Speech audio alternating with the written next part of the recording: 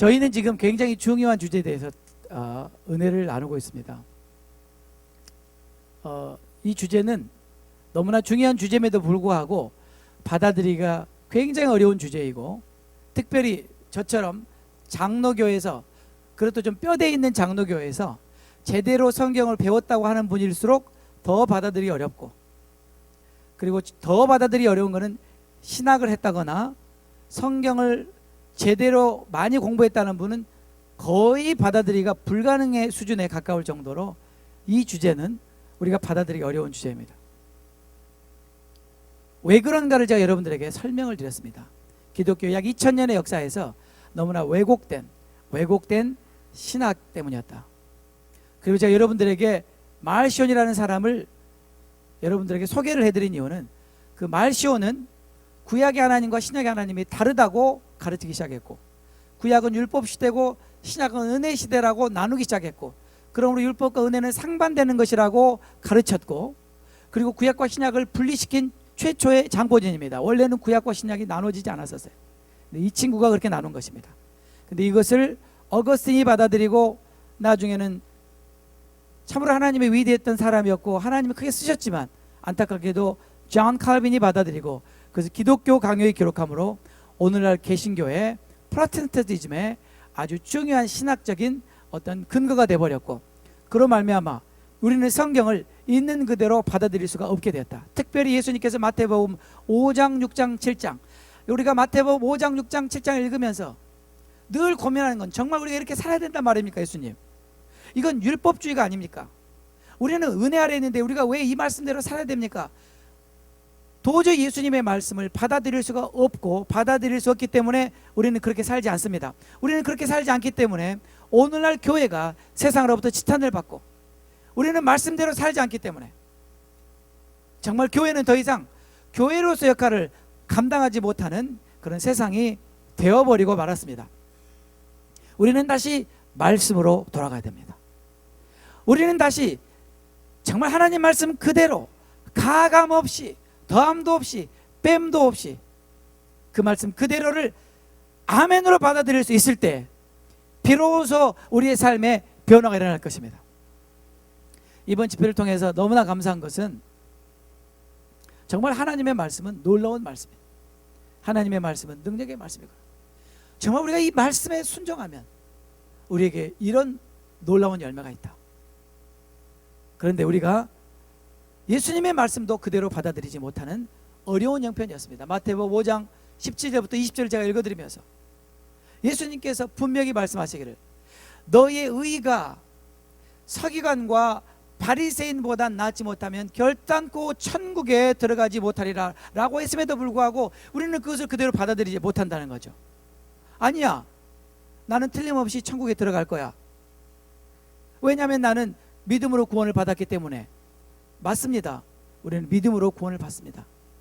그러나 우리가 정말 믿음으로 구원을 받았다면 우리는 은혜로 주의 말씀을 따라 사는 것이, 이것이 진짜라는 것을 우리는 성경을 통해서 배웠죠. 그렇죠?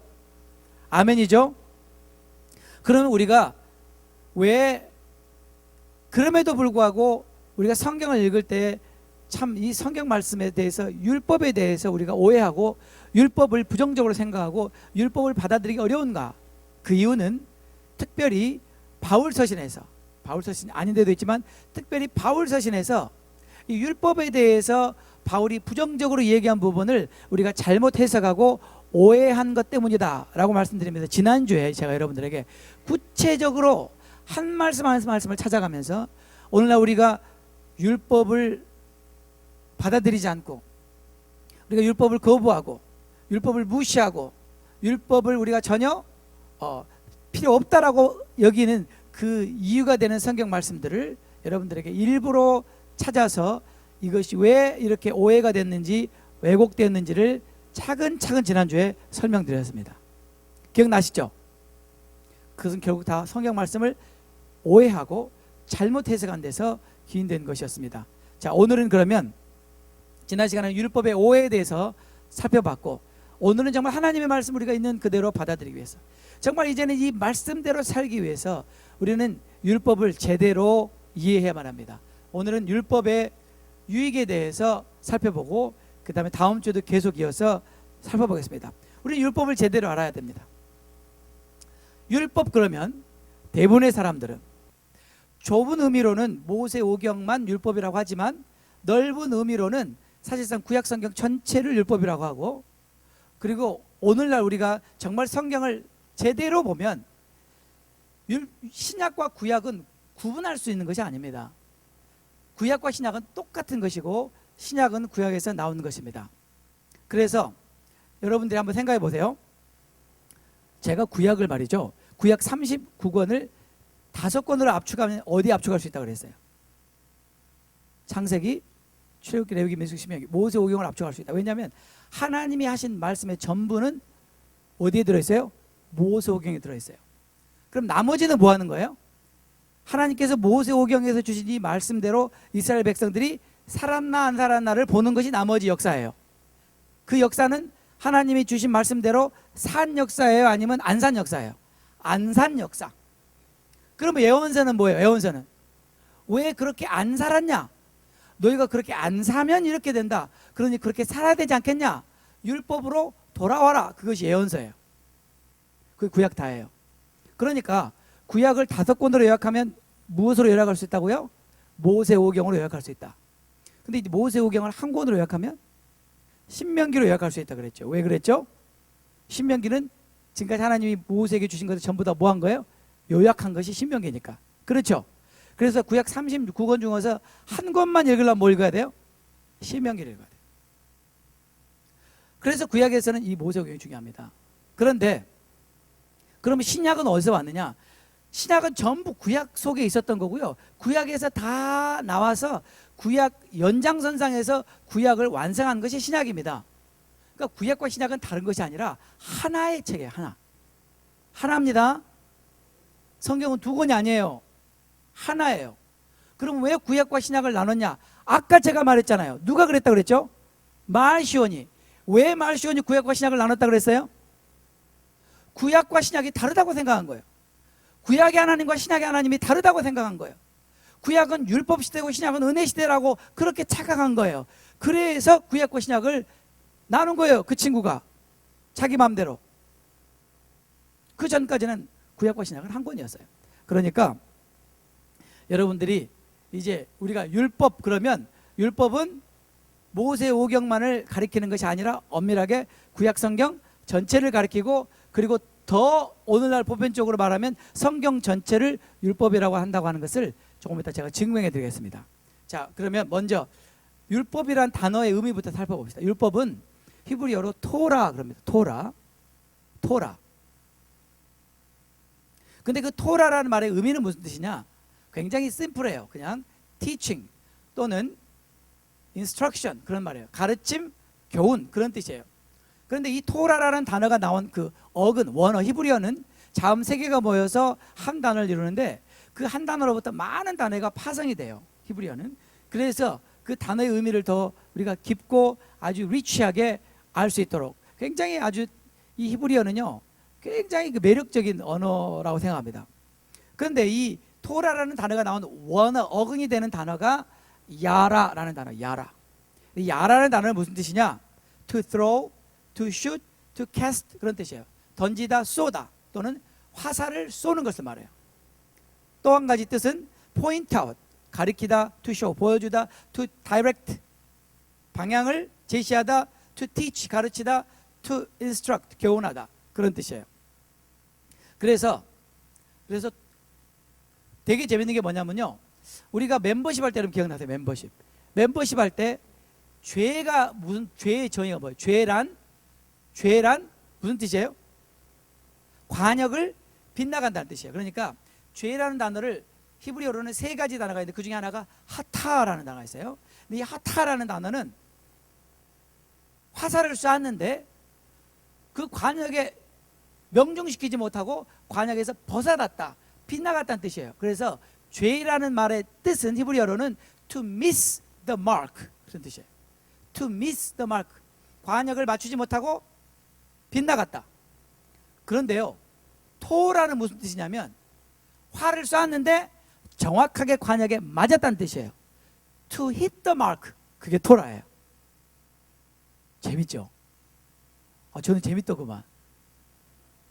토라는 하나님께서 우리에게 요구하시는 바로 그 기준에 정확하게 맞춘다는 뜻이고, 하타, 죄라는 뜻은 그것을 놓치다, 빗나가다는 뜻이에요.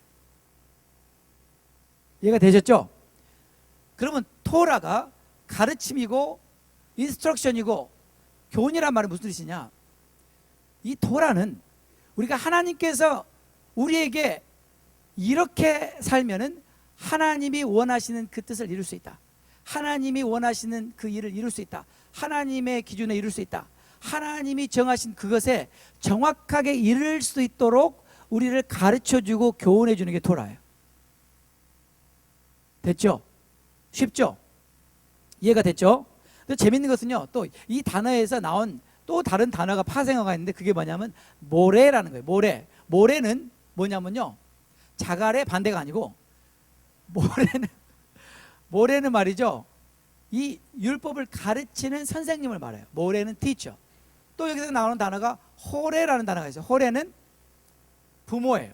그러니까 부모님과 선생님이 하는 일은 하나님의 가르침과 교훈으로 우리의 자녀들을 하나님의 말씀대로 살도록 어떻게 도와주는 역할을 하는 그런 사람이 모래고 호래예요. 그러니까 우리 선생님들과 부모의 역할은 우리 자녀들이 하나님의 말씀대로 살아서 하나님이 원하시는 그 관역을 맞출 수 있도록 하는 것입니다. 오케이? 됐죠? 또 재밌는 단어가 한 단어가 더 있는데, 그 단어는 우리가 다음에 살펴보도록 하겠습니다. 그러면 성경에는 이 율법 토라를 율법이라고 번역한 이외에도 또 다른 단어로 번역한 것들이 있습니다. 그러니까 이 토라를 율법이라고 번역하지 않고 다른 단어로 번역한 그런 예들을 우리가 한번 살펴봅시다. 첫 번째는 언약서라고 번역이 되어 있어요. 성경에 보면 출애굽기 24장 7절에 보면 언약서를 가져 백성에게 낭독하여 들리매, 그러니까 the book of the covenant, 언약의 책이다. 하나님의 말씀은, 율법은 언약의 책이다, 곧 언약서다 라고 표현하고 있고, 그 다음에 출애굽기 25장에 보면 증거판이라는 단어를 썼습니다. 증거판을 하나님의 언약궤 속에 넣어라. 그래서 증거판, 영어로는 the testimony라는 단어를 썼습니다. 그런가 하면 신명기 28장에는 율법책이라고 했습니다. the book of Torah, 율법책이다. 또는 시편 19편에는 여호와의 율법이다 이렇게 썼어요. 여호와의 율법이다. 그런가 하면 신약에서는요, 예수님께서 시편을 인용하시면서 요한복음 10장에 예수께서 가라사대 너희 율법에 기록한 바 그러면서 성경을 인용하십니다. 내가 너희를 신이라 하였노라 하지 아니하였느냐, 성경은 패하지 못하나니. 이제는 또다시 성경이라는 단어를 썼습니다. 그러니까 예수님께서는 율법이라는 단어도 쓰시고 성경이라는 단어도 쓰셨어요. 그런데 예수님께서 지금 인용하신 이 말씀은 시편에 있는 말씀이에요. 예수님은 시편을 인용하시면서 뭐라고 썼어요? 율법에 그랬어요. 여러분 물어볼게요. 시편이 율법에 아니에요? Yes and no죠. No and yes예요. 율법 5권은 아니죠, 시편은. 그러나 구약 성경은 되죠. 그래서 예수님은 시편도 율법이라고 그렇게 부르셨어요. 토라라고. 또 뿐만 아니라 다시 성경이라고 부르셨어요. 그러니까 성경 전체 또는 구약 성경 또는 모세오경을 다 가리켜서 율법이라는 단어를 썼다. 그런가 하면 고린도서 14장에는요 이사야를 인용합니다. 이사야 28장을 인용하면서 율법에 기록된 바. 물어볼게요, 여러분. 이사야가 율법이 아니에요? 노에네스죠. 예수님은 이사야도 율법이라고 그렇게 인용하셨다는 거예요. 아, 이제 알았죠. 율법이란 말은, 즉 히브리어로 토라라는 말은 단순히 모세오경만을 가리키는 것이 아니라 성경 전체를 지칭한다. 토라는 성경 전체를 지칭하고 그 의미는 티칭이나 인스트럭션이다. 가르침이나 교훈이다. 어떻게 하기 위해서? 하나님 우리에게 주신 그 타겟을 맞추기 위해서. 됐죠? 그럼 제가 물어볼게요. 이 토라라는 말에 율법이라는 의미가 있어요, 없어요? 지금까지 제가 말한 것 중에는 있기는 있지만 굉장히 부분적이죠.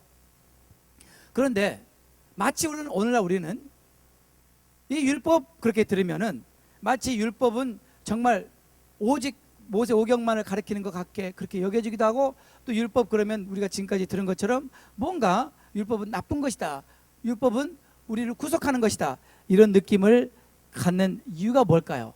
그 이유를 제가 여러분들에게 설명해 드리겠습니다. 하나는 원어적인 의미의 이유가 있고, 또 하나는 아까 제가 말씀드린 신학적인 역사에 의해서 왜곡된 것 때문에 그렇습니다. 첫 번째로는 여러분 구약에는 이 토라라고 나왔는데, 이 토라는 아까 말씀드린 것처럼 그렇게 화살을 쏘다, 그 다음에 가리키다, 지시하다, 교훈하다, 훈계하다, 그랬죠. 그런 뜻이었죠, 토라.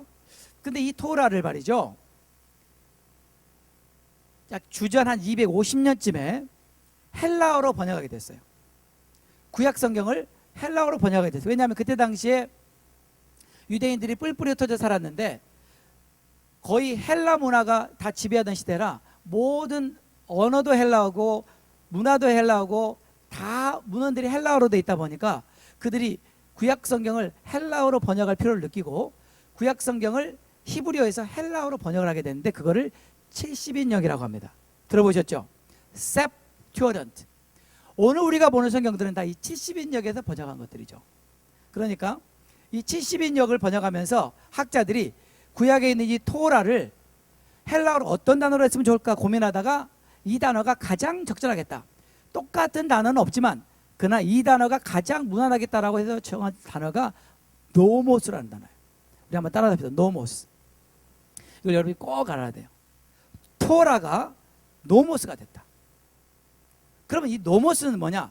노모스는 헬라어에서 여러 가지 뜻을 갖고 있는 단어예요. 한 가지 뜻이 아니라 많은 뜻을 갖고 있어요. 그러니까 이 단어를 여기다 붙이면 이런 뜻, 저기다 붙이면 저런 뜻, 그런 단어예요. 그래서 그때 당시에는 이 노모스라는 단어가 토라를 가장 잘 설명할 것이라고 했지만 사실은 꼭 그렇지만 않지만 그런 다른 단어가 없으니까 노모스를 선정한 거죠, 번역자가. 거기까지도 그래도 좋았어요. 근데 문제는 그 다음에 이 septuagint 70인역을 다시 이제 우리가 오늘날 보는 신약 성경으로 이제 옮기는 작업에서 그 노모스를 전부 영어 성경에 보시면 전부 로라고 다 번역해 버렸어요. 일괄적으로 율법이라고 다 번역한 거예요. 그러면 이 노모스에는 물론 율법이라는 뜻이 있지만 그런 뜻만 있는 것이 아니라 여러 가지 뜻이 있음에도 불구하고 이 모든 뜻을 다 무시하고 마치 노모스는 율법이라는 뜻 한 가지만 있는 것처럼 번역이 되다 보니까 우리 성경을 보니까 우리는 맨날 보는 게 뭐예요? 율법, 율법, 법, 율법, 율법, 법, 이놈의 법, 법, 법, 이렇게 되는 거예요. 그래서 사람들이 법을 싫어하는 거예요. 그러면 정말로 노모스는 율법이라는 뜻만냐? 그게 아니에요. 노모스는 다양한 뜻이 있는데 실제 우리가 그 뜻으로 성경을 한번 해석을 한번 해보겠습니다. 로마서 7장 21절 한번 봅시다. 로마서 7장 21절에 그러므로 내가 한 법을 깨달았노니 곧 선을 행하기 원하는 나에게 악이 함께 있는 것이다. 바울이 뭐라고 그랬어요? 내가 한 법칙을 깨달았다. 그건 뭐냐면 나는 선을 행하고 싶은데 내 안에 악이 같이 있더라. 선과 악이 내 안에 같이 있던 하나의 법칙이나 원리를 깨달았단 말이지 율법을 깨달았단 말이 아니에요. 맞죠? 그러면 이건 법이라고 해석해야 돼요? 아니면 원칙 또는 원리라고 해석해야 돼요? 원칙 또는 원리라고 해석해야 맞다는 거예요. 근데 그냥 법이라고 다 했다는 거예요. 이해가 되시죠? 네. 그 다음 구절 한번 보겠습니다. 로마서 3장 27절에 보면 그런즉 자랑할 데가 어디가 있냐? 자랑할 수 없다. 무슨 법으로 우리가 자랑할 수 있고 무슨 행위로 우리가 자랑할 수 있냐? 오직 믿음의 법이다. 여기서 말하는 법은 뭐냐면요, 율법 안에서도 율법 안에서 특별히 우리가 조금 이따 살펴보겠지만 civil law라는 것, 즉 민법 또는 민사법에 해당하는 걸 말해요. 조금 이따 제가 설명해 드려요. 율법에는 세 가지가 있어요. 민법, 그 다음에 의식법, 그 다음에 도덕법. 그 중에서도 민법을 말한다는 거예요. 민법을. 그 다음에 우리가 로마서 8장을 한번 보겠습니다. 로마서 8장 보면 이는 그리스도 예수 안에 있는 생명의 성령의 법이 죄와 사망의 법에서 너를 해방하였다. 이 말씀 제가 지난주에 설명해 드렸죠. 일단 죄와 사망의 법은 율법이 아니라는 건 이제 아시죠? 그건 이제 지난주에 말씀드렸죠. 이건 율법이 아니에요. 그러면 생명의 성령의 법, 죄와 사망의 법, 거기서 말하는 법은 뭐냐면 우리를 통치하고 다스리는 어떤 힘이나 권력을 말해요. 근데 그런 뜻이 노모스에 있는 거예요. 그런가 하면 이 노모스라는 단어 안에 이런 뜻도 있어요. legalism, 그 뜻은 율법이 아니라 율법주의. 제가 지난 시간에 율법과 율법주의를 구분해야 된다고 말씀드렸죠. 그렇죠? 율법과 율법주의는 완전히 다른 것입니다. 율법은 선한 것입니다. 바울이 말했습니다. 율법은 좋은 것입니다. 율법은 의로운 것입니다. 율법은 거룩한 것입니다. 율법은 신령한 것입니다. 율법은 완전한 것입니다. 그러나 율법주의는 나쁜 것입니다. 그래서 로마서 6장에 죄가 너희를 주관치 못하리니 이는 너희가 법 아래 있지 아니하고 은혜 아래 있다. 여기서 말하는 법은 율법이 아니라 율법주의. 그것은 내가 선행으로, 내가 옳은 행실로 어떻게든지 구원을 얻어보려고 하고 하나님의 인정을 받아보려고 하는 그 노력, 그 율법주의를 말하는. 우리는 더 이상 그런 율법주의 아래에서 살 필요가 없다. 우리는 은혜 아래 있기 때문이다. 다시 말하면 이건 율법과 은혜를 대치하는 말이 아니에요. 율법주의와 은혜를 대치하는 거예요. 진짜 율법주의는 은혜의 적입니다. 율법주의는 은혜를 절대로 깨닫지 못하게 합니다. 오히려 자기 의를 내세우게 합니다. 그래서 율법주의는 은혜와 반대가 됩니다. 그러나 율법을 말하는 것이 아니다. 그런가 하면 우리가 지난주에 살펴봤지만 이것도 노모스입니다. 에베소 2장에 원수된 것, 곧 의문에 속한 계명의 율법을 예수님이 자기 육체로 폐하셨다. 자, 이 말은 율법을 폐했다는 말이 아니라 그랬죠. 의문에 쓴 뭐예요? 이게 계명. 자, 이게 무엇인가? 이게 뭐냐면요, 지난 시간에 여러분에게 말씀드렸죠. 유대인들이 이방인들을 어떻게 해요? 미워하고 싫어하고. 그래서 유대인과 이방인 사이에 뭐가 있다? 담이 있다. 이방인의 뜰과 이스라엘의 뜰, 기억나시죠? 그리고 이 담에다가 표시를 해놓고 못 들어오게 하고 유대인과 이방인 사이에 굉장한 그런 적대감과 서로 미워하는 마음들, 서로 용납하지 못하는 마음들이 있었다. 그런데 이것을 예수님이 자기 육체를 허셨다. 이건 율법을 허렸다는 뜻이 아니라 그랬죠. 그럼 여기서 말하는 법은 뭐냐면 지난주에 말씀드린 것처럼 유대인들이 하나님이 만들어 놓은 게 아니라 자기네들이 만들어 놓은 종교적인 법이에요. 특별히 바리새인들이 그렇게 많이 했죠. 그래서 이것을 우리가, 이거는 유대인들의 종교적인 법, 사람이 만든 그 법을 말합니다. 이처럼 노모스는 뜻이 다양하다. 그런데 너무나 안타까운 것은 우리말 성경은 전부 똑같은 한 단어로 번역이 됐어요. 법 내지는 율법. 그러니까 우리가 이 율법에 대해서 부정적인 생각을 가질 수밖에 없다.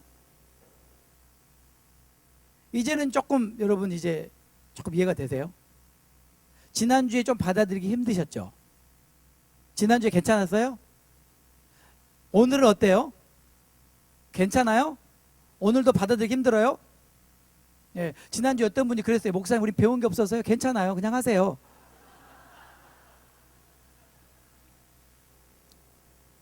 그래서 그럴 때 성경을 배우지 않는 게 또 유익이 될 때도 있더라고요. 예. 그 다음에 그럼 여러분 이제부터 잘 들으셔야 되는데, 그래도 여러분이 로마서와 갈라디아서, 고린도전서와 그 바울의 서신서를 읽어보면 그럼에도 불구하고 여러분이 성경을 읽으면서 굉장히 마음이 불편하고 어쩔 때는 짜증이 나고 어쩔 때는 혼돈스럽습니다. 왜냐하면 마치 바울이 이랬다 저랬다는 것 같아요. 여기서는 율법을 선하고 거룩하고 의롭고 율법이 죄냐? 그럴 수 없느니라. 율법이 사망을 가져왔느냐? 그럴 수 없느니라.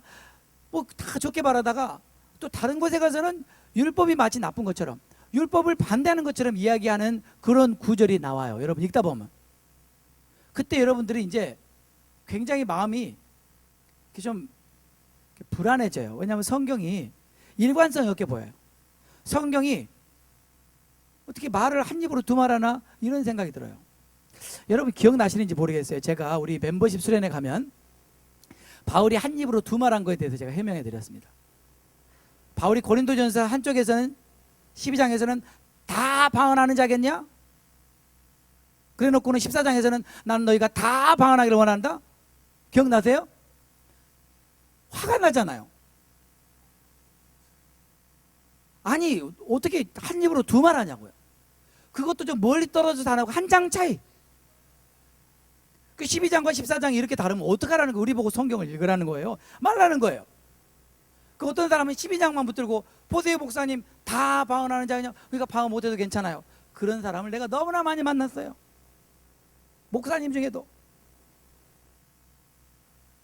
14장은요 나는 너희가 다 방언하기를 원하다. 근데 그 설명을 듣고 나니까 아 그렇게 되죠. 잊어버리셨군요. 네. 전 여러분이 너무 존경스러워요. 네. 제가 설교를 어제 한 걸 오늘 또 해도 모르실까요? 아 그건 아실까요? 네. 하여튼 네, 그렇게 설명을 드린 것처럼 여기도 마찬가지예요. 여러분들이 바울 사진을 보면요 바울이 율법에 대해서 아주 부정적으로 얘기할 때가 나옵니다. 그때는 왜 그랬냐면요 바로 이런 이유 때문이에요. 잘 들어보세요. 바울이 이방인의 사도입니다. 바울은 이방인들에게 복음을 전했어요. 그렇죠? 물론 바울이 유대인에게 먼저 전했어요. 바울은 어디 가든지 유대인 회당에 가서 유대인에게 먼저 복음을 전하고 그 다음에 이방인에게 항상 복음을 전했죠. 근데 이방인들이 그때 당시에는 말이죠 유대교 예수를 믿는 이 유대교 사람들이 거의가 다 주류였어요. 주류. 이방인은 소수였어요. 소수. 만약 이방인이 예수님을 믿고 유대교에 들어오려고 하면 이건 보통 큰일이 아니에요. 보통 큰일이 아니에요. 이 증거가 여러분이 사도행전 읽으면 나와요. 사도행전에서 예루살렘 공회에서 사도들끼리 치열한 논쟁이 벌어집니다. 이방인들이 예수님을 믿고 이제 우리 유대교에 들어오게 됐다. 우리가 이 사람들에게 어떻게 해야 될 것이냐? 할례를 받으라고 그럴 것이냐? 할례를 받지 말라고 그럴 것이냐? 이 율법을 지키라고 그럴 것이냐? 이 율법을 지키지 말라고 그럴 것이냐? 그래서 그 치열한 격전 끝에 우리의 위대하신 야고보 사도가 결론을 내립니다. 뭐라고 결론을 내려요? 우리도 매지 못하는 명예를 우리가 이방인들에게 지워야 되겠냐? 그런 식으로 이야기하죠. 그때의 멍해라는 의미, 그때 율법에 대해서 부정적으로 말하는 의미는 이런 뜻입니다. 잘 들어보세요. 이방인들이 예수님을 믿고 이제 유대교에 들어오려고 하니까 유대인들 입장에서 볼 때는 우리는 정말 어렵게 율법 가지고 살면서 어렵게 이제 예수님 믿게 되는데 얘네들은 너무 쉽게 믿는 것 같아요. 그러니까 이 사람들이 예수님을 믿고 이제 유대교 안에 들어오려고 하니까 조금 거기에 대해서 좀 시샘을 느끼거나 마음에 안 들어하는 유대주의자들이 있었어요. 유대주의자들.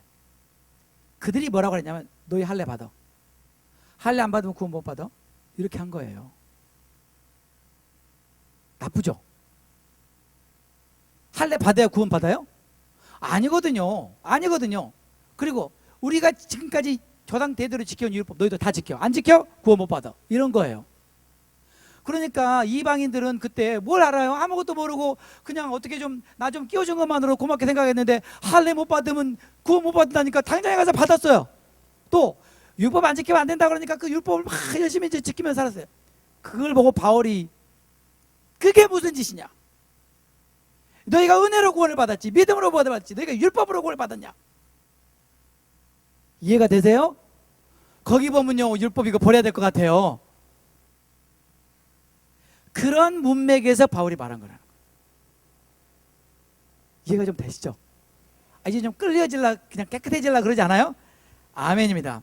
그래서 바울이 그래서 율법을 부정하는 것처럼 보이는 경우는 사실상 율법을 부정하는 것이 아니라 율법을 남용하거나 잘못 사용하는 것에 대해서 특별히 이방인 신자들에게 구원을 받기 위해서 율법을 지켜야 된다, 할례를 받아야 된다라고 해서 멍해를 지게 하려는 바로 그 유대주의자들에게 대한 것입니다. 됐죠? 그 다음에 또 우리가 성경을 보다 보면 그래도 이해가 안 되는 부분이 나오는데 아까 말씀드린 그게 뭐냐면 율법과 율법주의를 우리가 올바로 분별하지 못하기 때문이에요. 율법은 좋은 것입니다. 율법주의는 나쁜 것입니다. 그래서 바울이 또 얘기하다가 가끔 보다 보면 아까도 제가 예를 들었지만 너희가 법 아래 있지 않고 내 아래 있다. 그 말은 율법주의를 말하는 것이다. 율법주의. 이해가 되시죠? 갈라디아서 5장 18절에도 너희가 만일 성령의 인도하시는 바가 되면 율법 아래 있지 않다. 그 말은 우리가 이제 성령을 받았기 때문에 율법은 필요 없다, 그런 뜻이 아니라니까요. 우리는 성령의 인도하심을 받기 때문에 우리가 율법주의로 어쩌든지 내가 내 힘으로 내 노력으로 선행으로 하나님을 기쁘시게 하려고 할 필요가 없다. 율법주의가 아니라 우리는 성령의 인도하심을 따라 산다. 됐죠? 네, 그런 뜻이에요. 또 한 가지 여러분이 성경을 보면서 또 아시면 도움이 될 게 뭐냐면, 아까 율법에는 세 가지가 있다 그랬죠? 도덕법. 도덕법은 뭐예요? 살인하지 말라, 간음하지 말라, 도적질하지 말라. 이것은 도덕법이에요. 이 도덕법은 얼마나 좋은지 몰라. 이건 하나님의 성품을 표현하는 거예요. 모든 시대를 초월해서 모든 사람에게 적용되는 너무나 좋은 법이에요. 그런가 하면 아까 제가 말씀드린 시민법 또는 민법이 있어요. 그것은 뭐냐면 여러분들이 모세에 보면 눈은 눈으로 이는 이로, 그러니까 제가 때려가지고 이빨을 2개를 뺐어요. 그럼 너도 2개 빼야 돼, 그런 뜻이 아니고, 이빨 2개가 빠졌어요. 그럼 이빨 2개 빠진 것을 이빨 2개 빠진 것에 해당하는 금전으로 배상하라는 뜻이에요. 내 눈 하나 뽑았어요. 제사장님 쟤도 눈 하나 뽑아야 돼요. 그게 아니라고. 눈 하나 뽑았으면 눈 하나 뽑은 것에 대한 충분한 보상을 해줘라. 남의 거 소를 한 마리 훔쳤어요. 그러면 소를 한 마리를 갚으면 안 된다. 피해 보상까지 해서 한 마리 플러스 2마리, 3마리, 4마리 갚아라. 이해가 되시죠? 이런 것을 민법이라고 그래요. 민법. 그럼 오늘날 민법 있어요, 없어요? 있어요. 근데 또 하나의 법인데 그게 뭐냐면요, 의식법 또는 제사법이에요.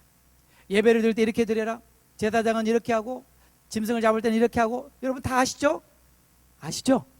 레위기 5대 제사, 번제, 소제, 화목제, 속죄제, 속건제. 네, 성경에 많이 했죠? 굉장히 복잡해요. 그런데 이러한 의식법이나 제사법은 반드시 성전이 있을 때만 적용이 되는 거예요. 유대인들이 지금 성전이 없어요. 제사를 드릴 수가 없어요. 그럼 이 법은 적용이 돼야 안 돼요? 안 돼요. 여러분 히브리서를 보면 히브리서에는 마치 법이 더 이상 필요 없는 것처럼 계속 말합니다. 예수님이 다 완성하셨다고 말합니다. 그 법은 무슨 법을 말해요? 바로 이 의식법을 말해요. 그러니까 이걸 모르고 성경을 보면 정말 저도 화가 나더라고요. 제가 바울서신 읽으면서 바울이 똑똑한 줄 알았더니 영판 그게 아니다, 그렇게 생각을 했었어요. 근데 이렇게 다 깨닫고 나니까 정말 똑똑하더군요. 여러분도 이제 다시 바울서신을 보면 모든 것이 클리어해질 것입니다. 아시겠죠? 이제는 우리가 더 이상 율법은 나쁜 것이다, 율법은 부정적인 것이다, 우리는 더 이상 율법과 상관이 없다, 우리는 율법에서부터 자유하다, 이런 말을 하면 돼요, 안 돼요? 율법이 상관없으면 하나님의 말씀이 상관없는 거예요. 성경 전체인데 나는 율법 아래 있지 않다, 나는 성경 아래 있지 않다, 은혜 아래 있기 때문에 나는 성경을 무시하고 성경 말씀대로 안 살아도 된다. 오늘날 그래서 문제가 이렇게 많은 거예요, 교회 안에.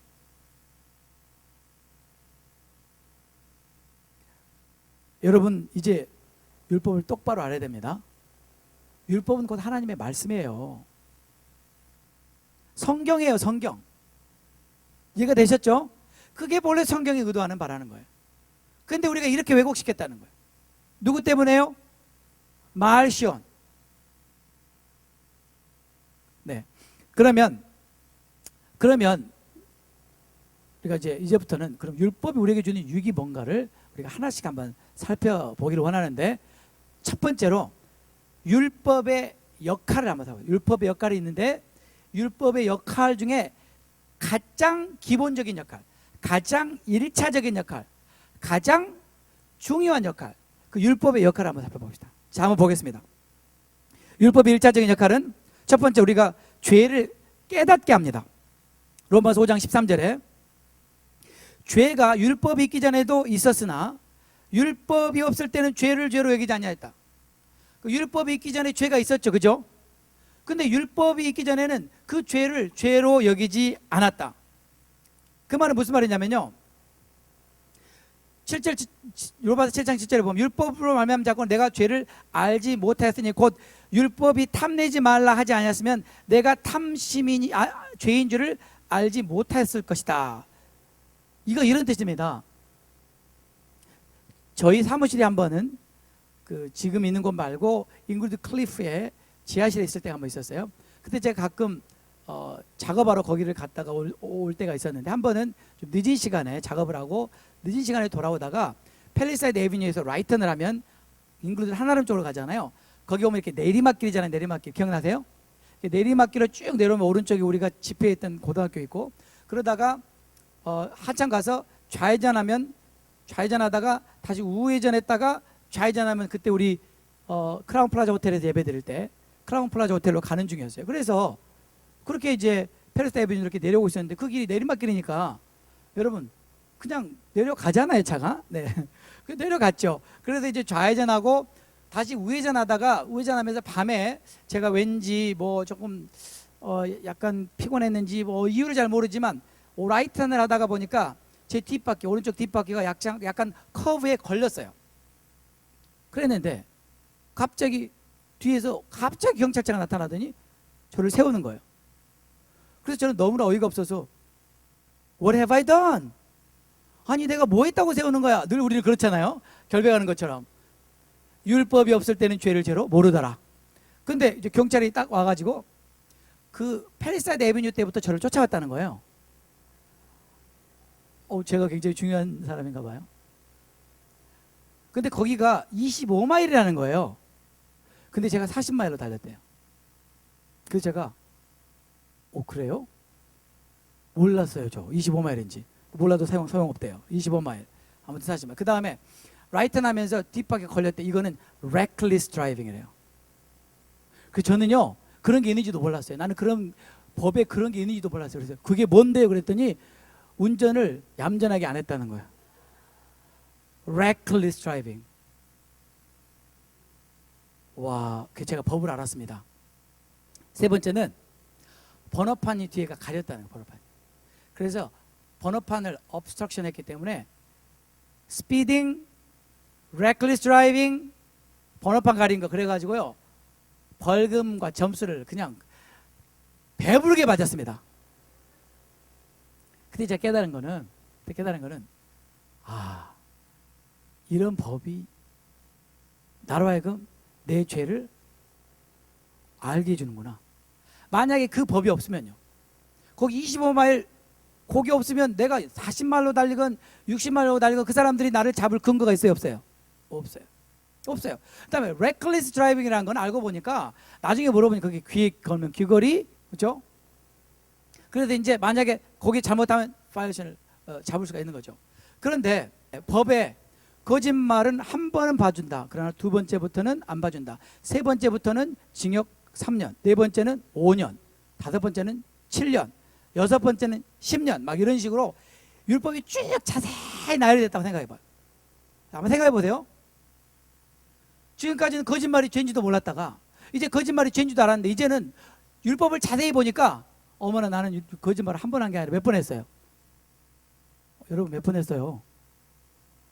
어머나 나는 거짓말 7번 더 했는데 보니까 20년. 그 다음에 탐심. 모든 게 율법을 여러분이 이게 구약성경에 기록된 율법을 전부 나열하면 613개가 되거든요. 이 율법 13개 앞에 다 나를 이제 검사를 해보니까 스캐닝을 한번 해보니까 세상에 안 걸리는 게 거의 없는 거예요. 그러고 나니까 내가 어떻게 돼요? 죄가 심히 죄가 된 거예요. 어머 나는 진짜 죄인이네? 이렇게 된 거예요. 내가 정말 죄인이네? 잘 들으세요. 율법은요 우리가 율법을 알면 알수록 내가 적나라하게 드러나서 내가 심히 죄인이 되므로 말미암아 겁이 털썩 나면서 아이고 주님 큰일 났습니다. 나를 불쌍히 해주세요. 멀씨 그렇게 된다는 거예요. 율법은 우리를 죄를 깨닫게 할 뿐만 아니라 죄를 심히 죄되게 함으로 말미암아 하나님 나는 은혜가 필요합니다. 자비가 필요합니다. 나를 불쌍히 여겨주기만 해주세요. 은혜가 은혜되기 위해서 죄를 더 심히 죄되게 합니다. 이것이 율법의 역할이에요. 그래서 바울이 뭐라고 말합니까? 율법이 가입한 것은 범죄를 더하게 하려면, 더한단 말은요, 증가시킨다는 거예요. 율법은 보면 볼수록 내 죄가 더 증가하는 거예요. 여러분, 그러니까요, 율법 보지 마세요. 괜히 봐가지고 큰일 납니다. 여러분이 심히 죄인이 돼버립니다. 근데 심히 죄인이 되고 나니까 어떻게 되냐면 죄가 더한 곳에 은혜가 더욱 넘쳤다. 이게 무슨 뜻이냐면요, 제가 거짓말을 7번 이상 해서 징역 20번, 20년 갈 뻔했는데 5년으로 감해줘서 너무 감사하죠. 그죠? 은혜. 그런데 제가 사형 선고를 받았어요. 사형 선고를 받았어요. 그런데 무죄 판결을 내려준 거예요, 판사가. 세상에 이럴 수가. 이건 뭐예요? 은혜잖아요, 은혜. 그러면 제가 사형 선고를 받아서 무죄 판결을 받은 사람이 더 그 은혜를 경험해요, 20년을 5년 받은 사람이 더 은혜를 경험해요? 우리가 율법을 보면 볼수록 우리가 어마어마하게 죄인인 것을 보게 되고, 어마어마하게 죄인인 것을 알게 될 때 우리는 주여, 나는 죽을 수밖에 없는 죄인입니다. 그저 나를 살려주시기만 하시옵소서. 그래서 나를 그 죄의 형벌과 율법의 저주에서 나를 살려주신 것만도 평생에 감사하고 그 은혜를 잊지 않고 살게 하기 위해서, 은혜가 은혜되기 위해서 율법은 반드시 우리를 죄인 되게 하는 것입니다. 이해가 되시나요? 네. 그러면 그 다음에 어떻게 됩니까? 그러고 나면 나도 모르게 예수님의 십자가로 달려가게 돼요. 예수님의 십자가로 달려갈 수밖에 없어요. 다른 길이 없으니까 십자가 앞에 엎드려서 통곡하며 울면서 나의 죄를 용서해달라고, 제발 나를 용서해달라고 이렇게 기도하게 되죠. 그렇죠, 여러분? 저희 교회에요, 굉장히 재밌는 부부가 있었어요. 근데 이제 그 부부가 굉장히 서로 안 맞았어요. 안 맞아갖고 이혼을 할까 말까, 거의 말은 안 하지만 이혼해야 될 그런 상황, 그렇게 이제 살았는데, 한 번은 그 와이프가 자고 있는 남편을 막 깨우더라는 거예요. 자고 있는데 왜 깨우나 봤더니 무릎 꿇고 막 울면서 자기가 잘못했다고 용서해달라는 거예요. 그래서 이분이 충격을 받은 거예요. 첫째는 결혼해서 그때까지 살면서 와이프 입에서 잘못했다는 말을 들어본 적이 없다. 둘째는 자다가 깨워서 이런 말을 한 적이 없다. 셋째는 울면서 말한 적이 없다. 도대체 이게 무슨 변이냐? 그래서 그랬더니 너 왜 그래? 제정신이냐? 그랬더니 제정신인데 내가 그동안 너무 잘못했다고 용서해달라고. 남편이 사람이 죽으려면 변한다던데 이게 보통 변한 게 아니라, 그래서 도대체 어떻게 된 영문인가 물어봤더니 와이프가 그러더래요. 자기가 요즘에 어느 교회를 나가게 됐는데 그 교회에서 은혜를 받고 자기가 너무 죄인이라는 걸 깨달아가지고 회개를 하는 가운데 주님이 남편에게도 용서를 구하라는 마음을 주셔서 이렇게 한다고 그랬더니 그 교회가 어떤 교회냐? 그래가지고 우리 교회로 왔어요.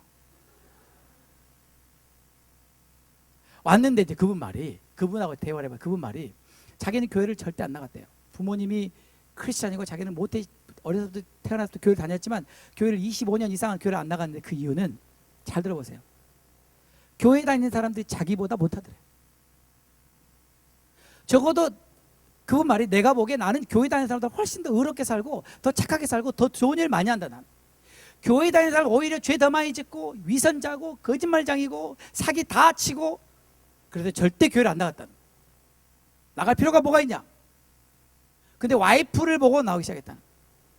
그래도 자기는 이만큼 나만큼 사는 사람이 얼마나 있겠는가, 그래도 이 교회 다니는 이 사람들보다는 나는 낫다고 생각했는데, 제가 그랬대요. 자기 보고 죄인이라 그랬다고. 그래서 속으로 내가 왜 죄인이야 그랬다는 거죠. 그런데 이제 저희 교회 아시잖아요, 교육을 시작했습니다. 멤버십, 중보기도학교.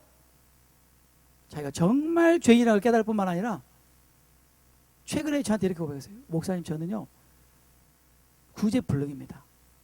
세상에 어떻게 이렇게 의인이 구제불능으로 바뀌어버렸어요? 그랬더니 이렇게 말하더라고요.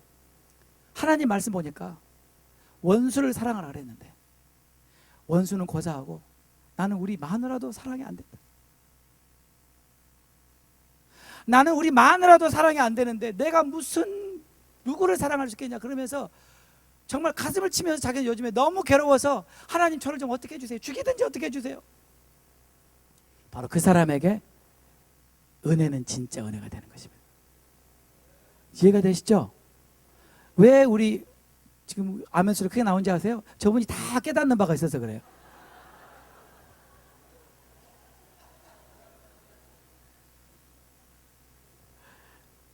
사실 제가 여러분들에게 이 율법에 대해서 이 말씀을 전하면서 어려움이 참 많아요, 개인적으로. 왜냐하면 아무도 이렇게 말하는 사람이 아직까지는 없는 것 같은데 저 혼자 얘기했다가 또 참 이렇게 배부르게 또 제가 먹을 것을 생각을 해서, 그래서 혹시나 저랑 비슷한 생각을 가진 분이 없을까 그러다가 최근에 저희 교회 오카노 목사님 짧은 설교가 올라왔잖아요.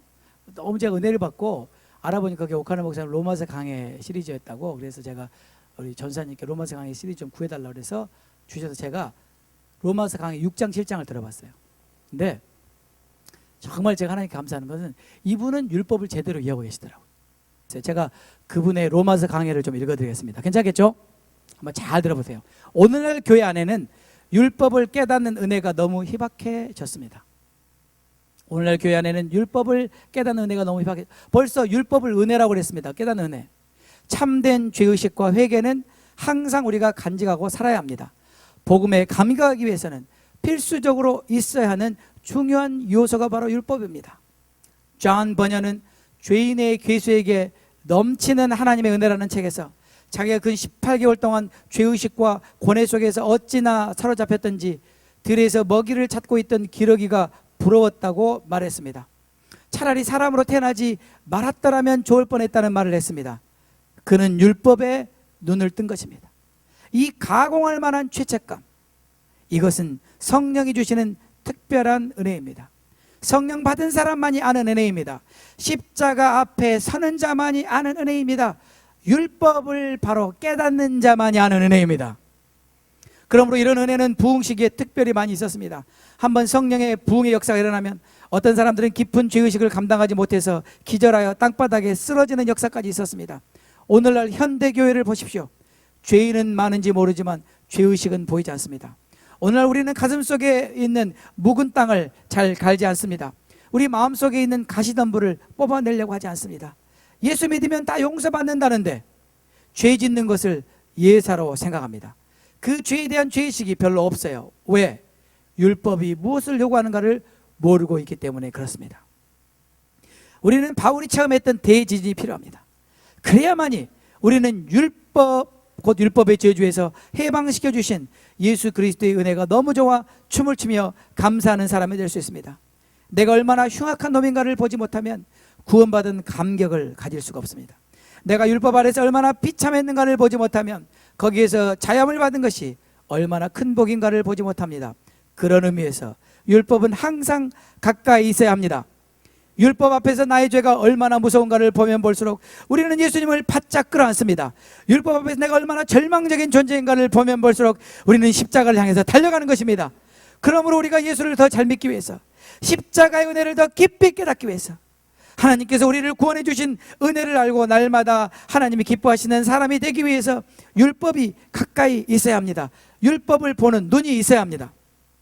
성경 말씀을 볼 때마다 나를 율법을 통해서 살필 줄 아는 영의 눈이 있어야 합니다. 여러분에게 이와 같은 은혜가 있기를 바랍니다. 정말로 이것은 중요합니다. 이러한 의미에서 예수 믿는 사람에게 율법은 더 중요합니다. 율법이 이제 필요 없다? 이것은 타락한 이야기고 잘못된 이야기입니다. 우리는 구원받았기 때문에 율법이 더욱 필요합니다. 율법이 있기 때문에 우리는 예수 더 잘 믿습니다. 율법이 있기 때문에 우리는 죄를 더 회개합니다. 율법이 있기 때문에 우리는 십자가 은혜가 고마운 줄 압니다. 율법이 있기 때문에 우리는 이제 구원받은 감격을 알고 하나님이 기뻐하시는 사람으로 성결하게 살기를 바라고 하나님께 헌신하기를 바라는 것입니다. 놀라운 은혜입니다. 하나님이 이 은혜를 주셨습니다. 여러분에게 율법에 대한 눈이 열리는 축복받기를 바랍니다. 동시에 이와 같은 율법에서 우리를 자유케 하시고 오직 예수 믿음으로 구원받게 하신 하나님의 은혜가 너무 감격스러워 마음에 새겨진 율법, 마음에 새겨진 율법, 이것을 가지고 하나님이 기뻐하시는 일에 우리 자신이 순종하고 헌신하는 아름다운 은혜가 있기를 주의 이름으로 축원합니다. 이분은 정말 율법을 아는 분입니다. 정말 우리가 예수님을 제대로 만나기 위해서 우리는 율법이 절대적으로 필요한 것입니다. 저는 오늘날 교회 안에서 분명히 깨달은 것 중에 하나는 우리는 이런 율법 앞에 서본 적이 없다는 거예요. 우리는 이런 율법 앞에 서본 적이 없기 때문에 아직도 자기가 얼마나 큰 죄인이라는 것을 깨달아 본 적이 없고, 그런 적이 없기 때문에 십자가로 달려갈 일이 없고, 그럴 일이 없기 때문에 은혜를 은혜로 알 수가 없는 거예요. 교회 왔다 갔다 하는 거예요.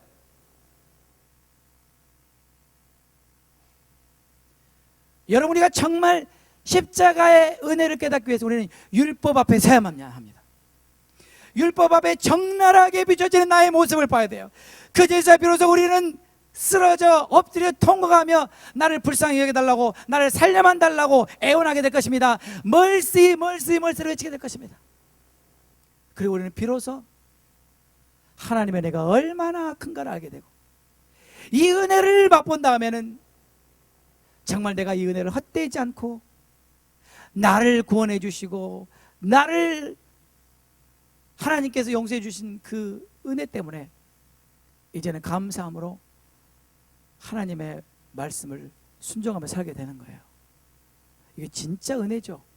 이게 진짜 은혜죠. 지난번에 LA에 갔을 때 말이죠, 박보영 목사님 같이 온 그 전도사 그런 얘기 하더라고요. 같이 있는 전도사들이나 같이 사는 사람들이 박보영 목사님하고 악수하는 거를 꺼려한답니다. 그래서 제가 아니, 왜 그러냐고, 악수하면 좋잖냐고 그랬더니 악수를 하는 순간 자기가 다 스캐닝 당한대요. 악수를 하는 순간 목사님이 다 알아버린대요. 지금 속에 뭐가 있고 무슨 생각이 있고 무슨 죄를 짓고 다 안돼. 그러니까 악수를 하면 떤대요. 덜덜덜덜덜 떤대. 안 그러면 회개하고 나서 악수하고.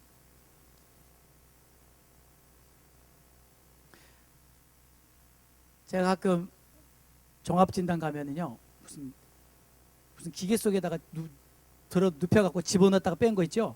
그게 뭔지 모르지만 뭐 그거 보면 그냥 우리를 스캐닝 쫙 해가지고 몸 안에 이게 다 나온다며요. 여러분, 율법 앞에서 스캐닝을 당하셔야 돼요. 여러분의 모습을 있는 그대로 율법에 비춰진 대로 볼 수 있어야 돼요. 그래야 여러분은 비로소 은혜를 향하여 달려가게 될 것이고 십자가를 붙들고 예수님께 바짝 다가가게 될 것입니다. 우리 사랑과 주의 성도 여러분, 우리가 바로 이 은혜를 구하십시다. 율법 앞에, 그 율법 앞에 내가 서리라. 이 시간에 기도하겠습니다.